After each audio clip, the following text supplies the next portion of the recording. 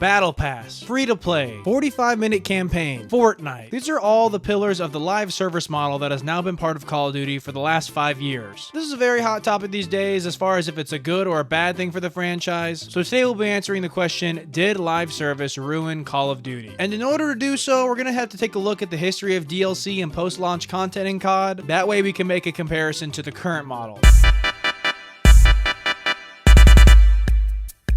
We can start with COD 4, where the game shipped with 16 stock maps that were all pretty good and gave us a variety on its own. Then later on, a variety map pack dropped, giving the players 4 new maps to play for only $10, or 800 Microsoft points. And if you know what Microsoft points are, go ahead and leave a comment because you are an absolute OG. Anyways, this brought the total map count to 20, which for a game released in 2007 was more than enough. World at War saw a similar model, only this time upping the total map packs to 3 instead of 1, and instead of 4 multiplayer maps, the community would only get 3, and in place of the 4th map would get a zombies map, which everybody loved. This should be the model for the DLC era of Call of Duty, I'll just call it. There'd be some tweaks to it, like the Treyarch games getting zombies maps, and even Modern Warfare 3 got Spec Ops expansions with their DLC, so that was really cool too. Also in Modern Warfare 3, because of the major success from DLC in the previous years, COD now offered a season pass where you would get every single piece of post-launch content for an upfront price, usually around $40 or $50, which is around $10 or $20 cheaper if you were to buy those post-launch packs on their own. And you could also bundle these season passes with the game up front to make it even cheaper. And the season pass would be a part of all Call of Duties to come up until the live service model. However, there's some other things present during this era that are worth mentioning. Black Ops 2 introduced paid camos, which were around like $2 and gave you some pretty awesome camos that went for every single gun. And don't worry, we're gonna compare that to today, but right now I just want to give you like some objective information. Also in Black Ops 2, we saw the first ever DLC gun being the Peacekeeper, and this was part of the last map pack and gave anyone who bought it the gun in their creator class right away. Then beginning with Advanced Warfare, we saw even more DLC guns that were exclusive to supply drops, meaning you could only unlock them by supply drops in-game or by buying supply drops, which only gave you a chance of getting your desired gun with no guarantee whatsoever. I'll go ahead and sneak in that me and probably the majority of you watching this will say that this is like everyone's least favorite way to handle DLC guns, or really just unlocking anything whatsoever. But now that you're all caught up, let's get to modern day.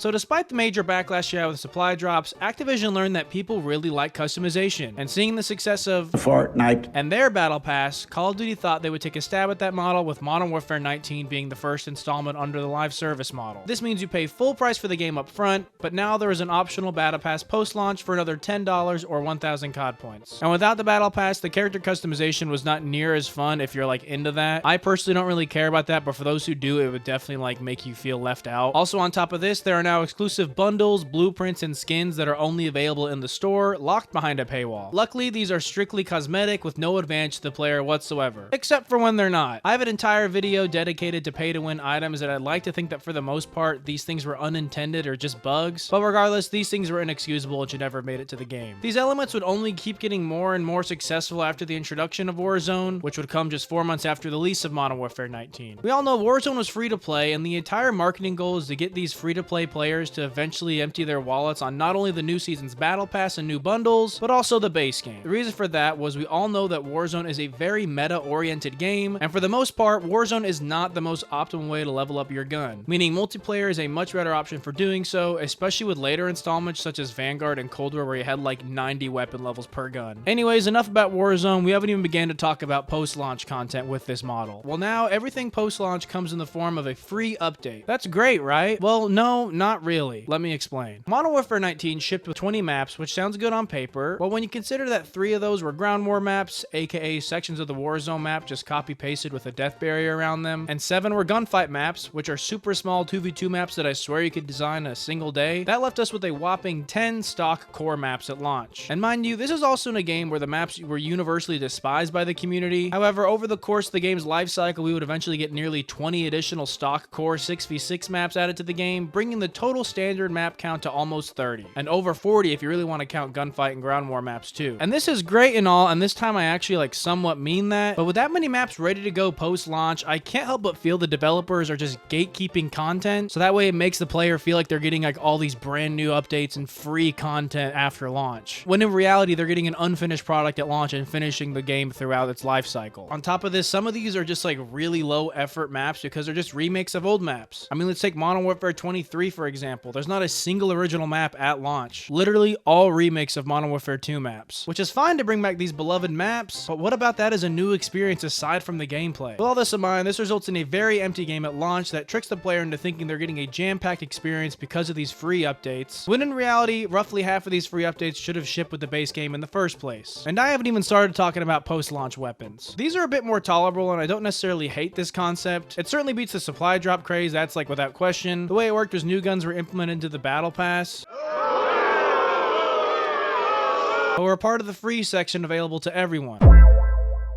The catch was that you got the gun much faster if you owned the paid version of the battle pass, and usually along new seasons there would always be a blueprint in the store you could buy, and that would also permanently unlock the gun immediately. So I mean, like, if you want to count that pay to win, I guess, but that's more to just like pay to convenience yourself, I guess. Then for reloaded update weapons, which are like the mid-season guns, these were simply unlocked via challenges, which is something I think everyone can appreciate. The battle pass system has evolved a little bit, but not like too much. Modern Warfare 22 introduced the Black Cell battle pass, which is like the upgraded mega paid battle pass, and this one isn't available with COD points and requires an outright purchase of $30, but gets you 20 tier skips, some exclusive skins, and even extra COD points right away as well. I find myself buying this version because the cost of the normal battle pass has inflated to like 1,400 COD points, which is a 40% increase since it was first introduced. And also, to me, if you ever plan on buying something in the store regardless, like, you might as well just get the Black Cell.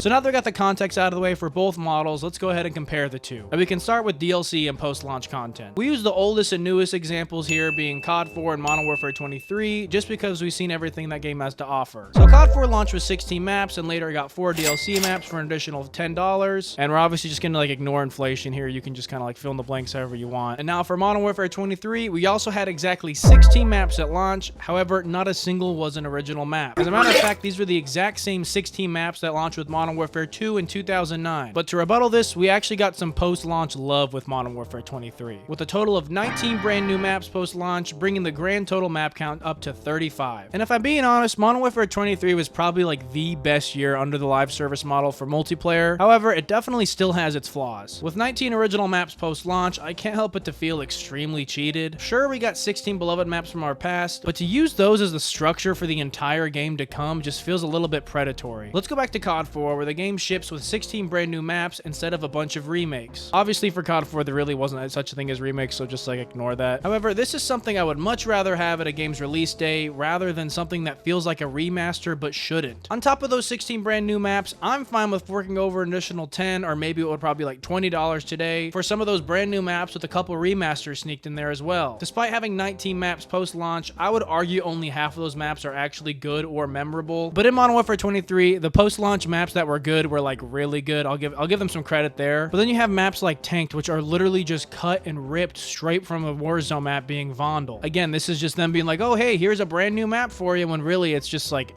couldn't be anything further from that. You also can't forget that Modern Warfare 3 shipped with a campaign that you could beat before the refund trial of Steam would expire. And I'm definitely pointing my finger at the live service model for the failure of the Modern Warfare 3 campaign. And while we're talking about campaign, Black Ops 4 didn't even have one. And technically, this wasn't a game that wasn't under the live service model, and you could argue that Blackout was taking the place of the campaign for this game, but somehow I'm still gonna blame live service because of this. I just think that the whole live service model gives Activision, or really like any gaming company at this point, way too much leeway and forgiveness to making them look like they're really like taking care of us, where in reality they're absolutely screwing you. I mean, I'm sure Black Ops 6 post-launch content is gonna save this game, but I think that's a really good example and a direct result of the dangers of live service games. We have 16 maps advertised at launch, but in reality only 12 are core maps, and almost every single one is an awful experience. Season 1 has undone some of the damage, but once again left us with what feels like an unfinished product, and people are mad about it. As far as the DLC guns go, I think the system we have now is like probably the best one we've ever had. Getting to experience every gun and every gun that will ever be added to the game without any paywall is something I think we can all agree is a good thing. And despite the Peacekeeper setting the foundation for DLC guns, the supply crate apocalypse that would follow may have been the darkest era era for Call of Duty we have ever had, and the method we have now is objectively the best. And I'm definitely not like anti-battle pass or anything. I think it's actually like a really good thing for Warzone players who are free to play, but I do think it's responsible for taking away resources from the base game and shifts the focal point of what we actually need in Call of Duty. Cosmetically speaking, I think there is a comparison to be said about the paid for camos in Black Ops 2 being like $2 and available for every gun, whereas now we have blueprints for 20 bucks that are only available for like 1 or 2 guns if you're lucky. That part just feels like you're absolutely just getting taken advantage of if you're actually buying these blueprints and whatnot, like every single one of them. Anyways, now I just want to ask you guys, what is your preferred method for post-launch content in Call of Duty? Do you miss paying full price for a game that was finished and ready at launch, then paying more for the season pass and DLC packs after said launch? Or would you rather pay full price upfront for a half-baked launch, then get the rest of what the game should have been 8 months later? I wish there was some middle ground where we still got like a full finished product at launch and then also the free content updates as well, but I don't think that'll ever happen. All I know is that I will totally forego a battle pass and spend that money on actual like paid for content that feels fleshed out. But I don't think the battle pass is going anywhere anytime soon. But if you want to hear my review of Black Ops 6 Warzone or the entire history of mastery camos, click on screen now. Join my Discord if you're feeling crazy, and if you liked, leave a like. If you didn't, leave a dislike, and thank you so much for watching.